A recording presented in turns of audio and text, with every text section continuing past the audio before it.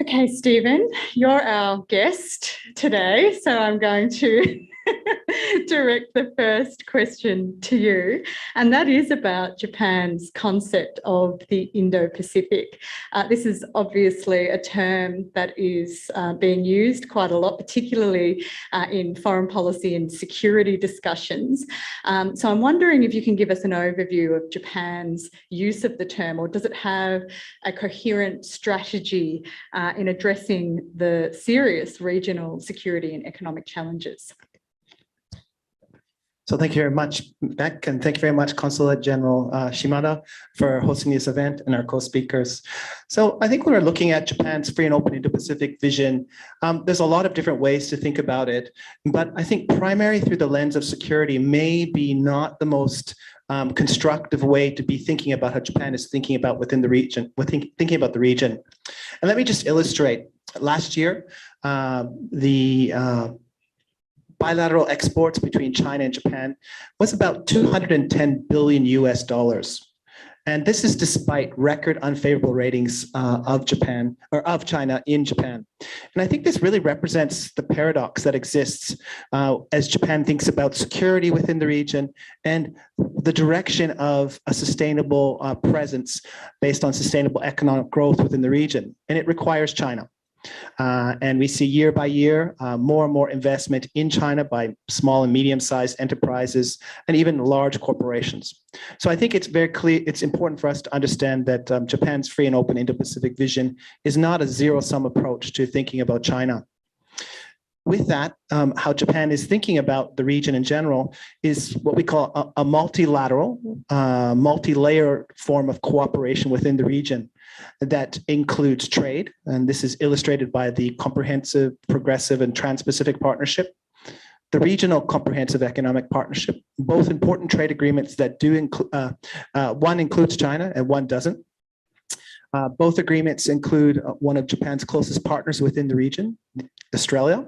And again, I think this represents an engagement strategy with probably the biggest challenge within the region, that's a rising China. But the free and open Indo-Pacific vision is not just about economic engagement. There's also infrastructure connectivity engagement within the region to support development.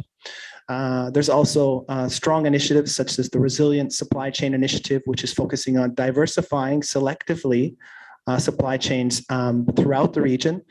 And this is very much related to Japan's increasing focus on economic security. So some of you may or may not understand that about $5 trillion of trade go through the South China Sea and the East China Sea in terms of imports and exports. The energy resources that fuel the Japanese economy also go through these sea lines of communication.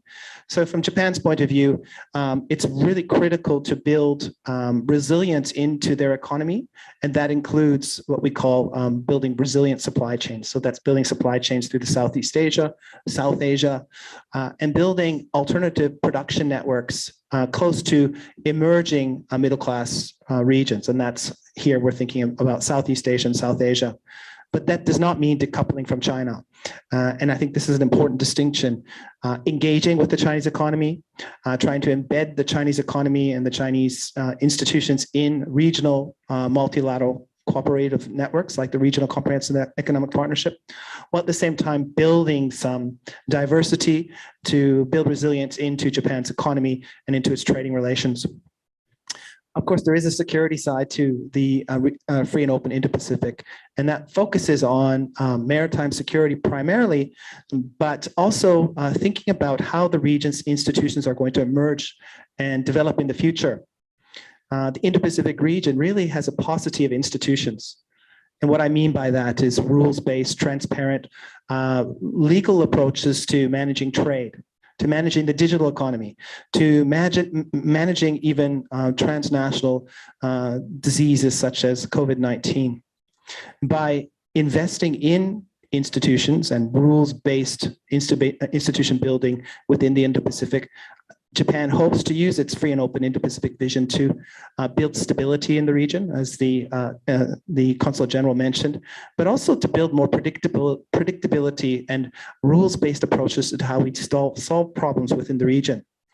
And those problems are not just security challenges. There's non-traditional security challenges like transnational diseases, climate change, rising sea levels.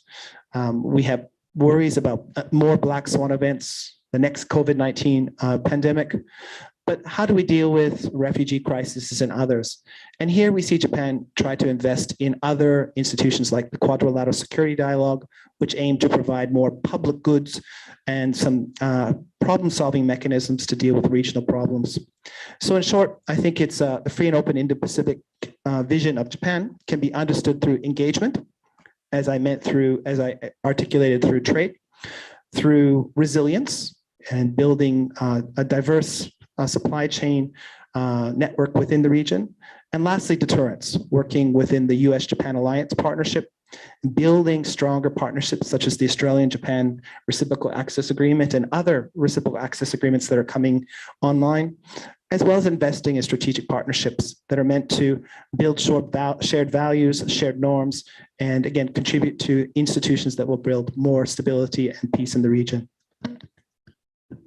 Thank you. I'm glad that you mentioned deterrence because I want to ask you about this. The US Indo-Pacific strategy document was recently released, and it talks not a huge amount, but it does talk about integrated deterrence, which I think is sort of shorthand for getting allies to work collectively to respond to security challenges primarily posed in the region by a rising China. But the Indo-Pacific, of course, was not originally driven by the United States, but by states like Japan and Australia. So I'm wondering whether you can tell us, is Japan's approach to the free and open Indo-Pacific, as it calls it, similar or different from regional allies and partners? So this is a great question. And I think that the previous administration in Washington had a very different approach to how it engaged in diplomacy within the region. It was what would be the diplomatic way to express this. It was less nuanced, and it had a very harder and more explicit way of criticizing China and the Communist Party of China. But I think this approach was, although welcomed in capitals within the region, they also understood that it was not nuanced enough to deal with the realities of all the neighbors of China. And I go back to this, South Korea, Australia, Japan, Southeast Asian countries' biggest trading partners is China. And this will continue to be the case in the next 5 years, in the next 10 years, in the next 20 years. They simply can't have a zero-sum approach to that relationship. So as Japan thinks about its own free and open Indo-Pacific vision, and this is similar to our European friends, whether it's Germany, France, Denmark, Australia, India, ASEAN, and I hope Canada will come out with their own policy in the coming months. They don't want to have a zero-sum approach to how they engage in the Indo-Pacific.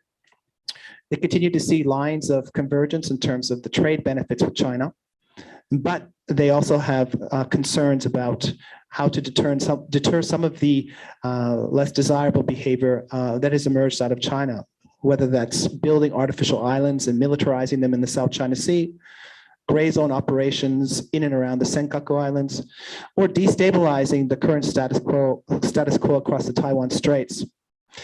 While these security challenges remain extremely important, I do think that there's also concern about digital economy, the direction of trade, and what will be the role of the state in the digital economy.